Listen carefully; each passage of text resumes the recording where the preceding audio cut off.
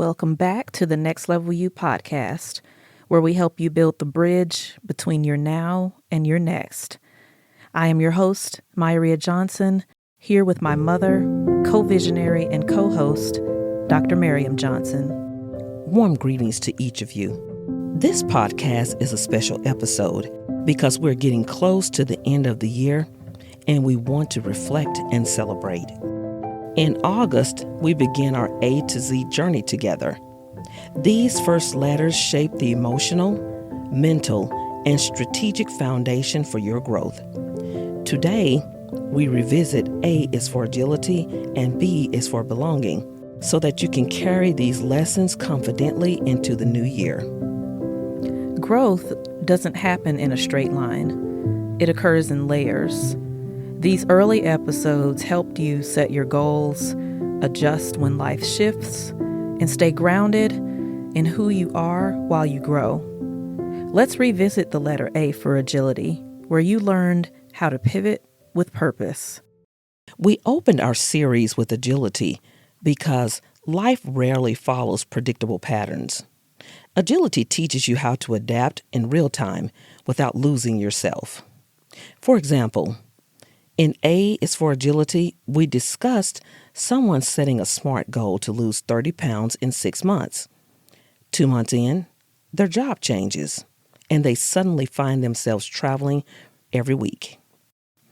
The original plan of cooking every meal at home and going to the gym 5 days a week no longer fits their reality.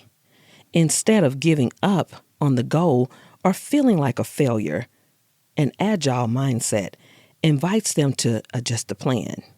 They shift to hotel room workouts, walking meetings, and balanced options on the road. The vision stays the same, but the strategy evolves. That is agility in action. We talked about how SMART goals give you clarity. They define what you want, why you want it, and when it needs to happen. But clarity alone is not enough. Life changes. Plans shift. New challenges emerge. That is where agile thinking becomes essential. Agile thinking allows you to break big goals into smaller steps, check in often, and adjust your approach when needed. For example, in A is for Agility Part 2, I shared how I set a SMART goal to earn my MBA in 2 years while working full-time. On paper, that goal was clear and time-bound. But once real life set in, with a demanding job, family responsibilities, and everything in between, the original plan was no longer sustainable. Instead of abandoning the goal, I used an agile mindset to adjust.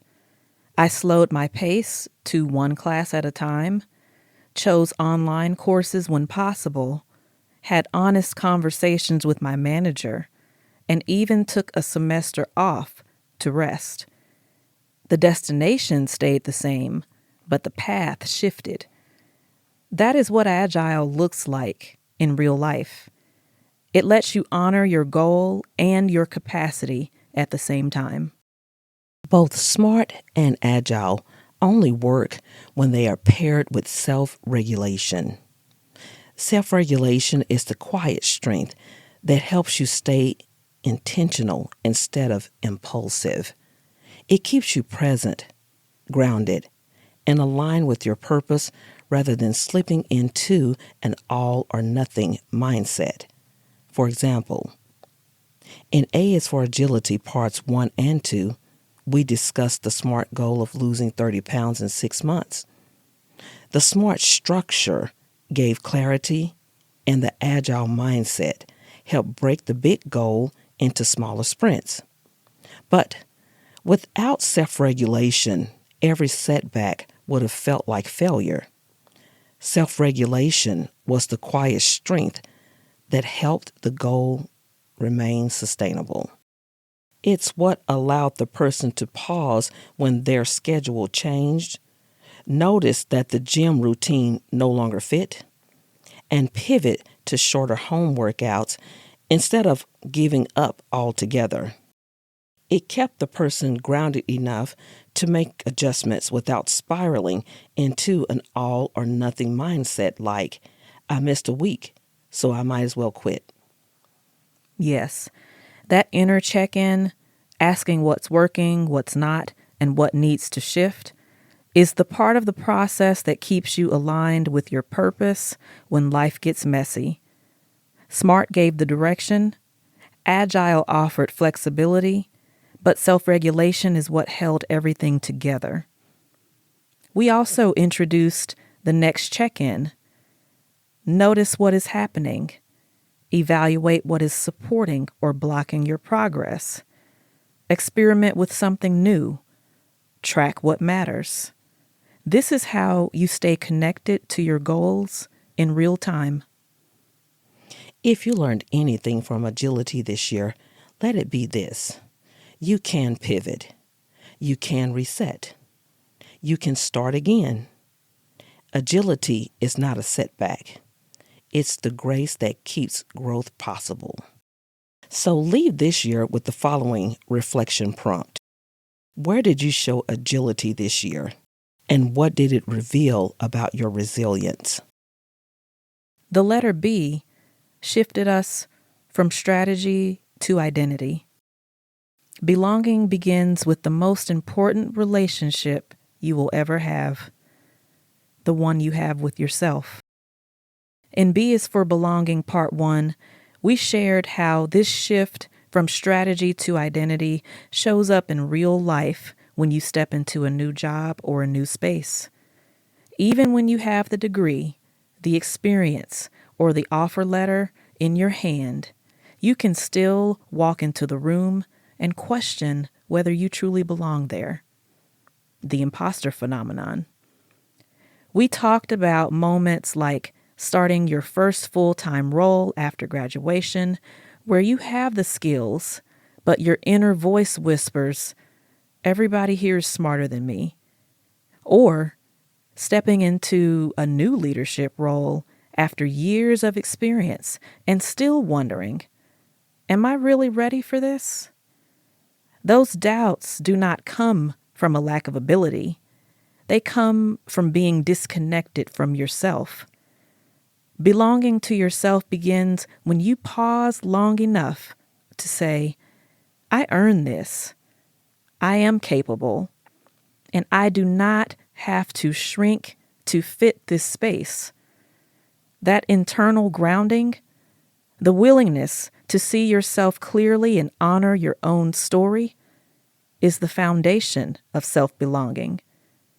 Once that relationship is strengthened, every other relationship becomes easier to navigate. Also, we use ProSci's ADKAR change management model to help you challenge imposter thoughts and strengthen your inner belonging.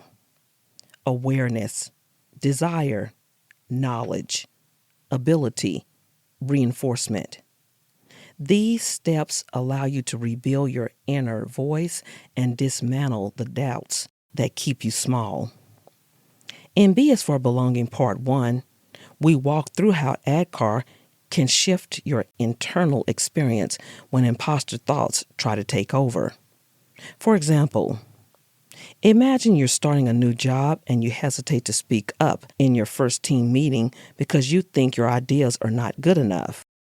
Awareness helps you recognize that the fear you feel is not proof that you are unqualified. It's a normal response to being in a new space. Desire motivates you to approach yourself differently, choosing self-compassion over harsh criticism. Knowledge reminds you that imposter thoughts are not facts and that preparation, clarity, and support can help you navigate the moment with confidence. Ability is taking action by sharing one idea in the meeting or asking a thoughtful question, even if your voice shakes. Reinforcement helps you stay grounded by revisiting positive feedback or acknowledging your win for speaking up at all. We also introduced 6 aspects of self-belonging: self-awareness, self-acceptance, self-trust, boundaries, inner safety, self-alignment. When these work together, you are no longer shrinking yourself or performing. You are grounded, you are present, and you are becoming who you were designed to be. In B is for Belonging Part 1, we showed how these 6 aspects of self-belonging come together in real life, especially when you are stepping into a new space. Imagine you are in your first week of a new role, sitting in a meeting where everyone seems confident and experienced. Earlier versions of you might have stayed quiet, second-guessed every thought, or performed in ways that did not feel natural. But when self-belonging is active, the experience looks different. Self-awareness helps you recognize, I'm feeling nervous, but that does not mean I do not belong here. Self-acceptance allows you to honor your strengths and your story without comparing yourself to others. Self-trust reminds you that your perspective has value, even as you continue to learn.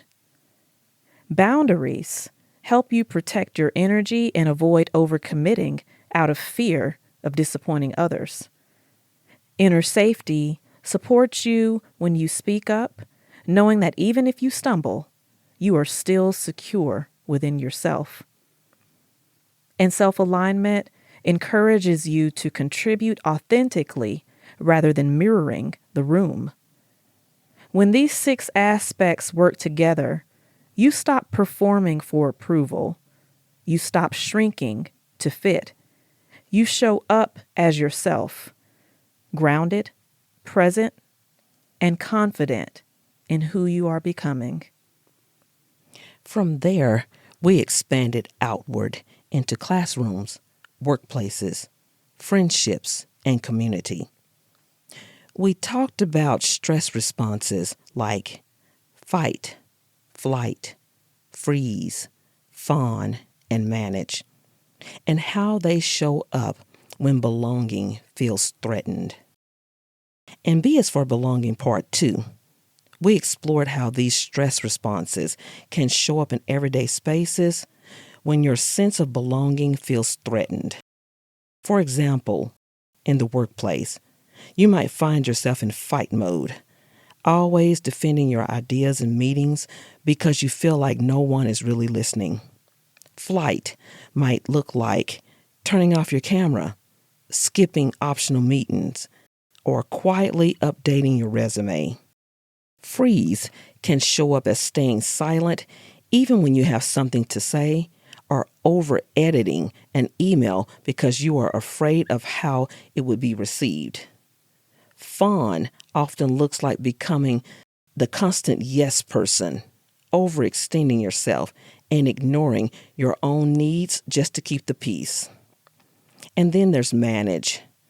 Managing your response means noticing the trigger, pausing, and choosing a grounded next step. It might be asking for clarity instead of assuming the worst, setting a boundary around your workload, or checking in with a mentor before reacting. In classrooms, friendships, and community spaces, these same patterns appear. But when you move from fight, flight, freeze, or fawn into manage, you are no longer simply surviving. You are responding with intention and protecting your sense of belonging instead of abandoning it. Belonging isn't something you wait for. It's something you create. Sometimes you find it, sometimes you build it. Sometimes you walk away from old spaces to grow in new ones. All of it is part of the journey. So leave this year with the following reflection prompt. Where did you feel most like yourself this year? And what does that teach you about the environments that support your growth?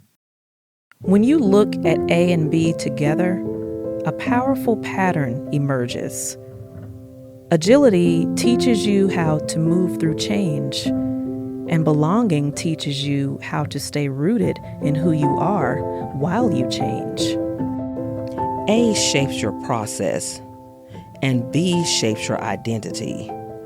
A guides your progress with intention. B guides your progress with integrity.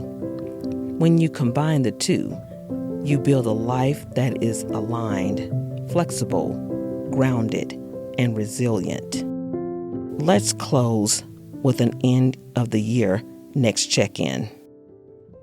Notice, what has been the most significant internal shift you experienced this year? Evaluate, what supported your growth and what held it back? Experiment. What is one minor but intentional adjustment you want to carry into the new year? Track. How will you honor your growth, your alignment, and your energy in the months ahead? Use this check-in to guide your goals, your relationships, and the way you show up for yourself in the next season. Thank you for joining us for this A and B recap. You're building something meaningful, and every step counts. Next time, we'll recap C and D as we close the year with confidence, discipline, and the habits that support long-term success. Until then, I'm Mayaria. And I'm Dr. Miriam. And this is Next Level You. Thank you for listening.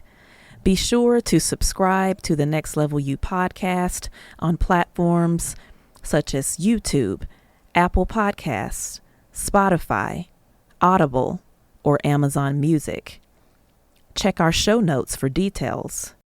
And if you want to dive deeper into the concepts we covered in this episode, follow us on Instagram, Facebook, and LinkedIn by searching Next Level You. That's NEXTLEVEL and the letter U. Look for our bridge logo, and we'll see you soon.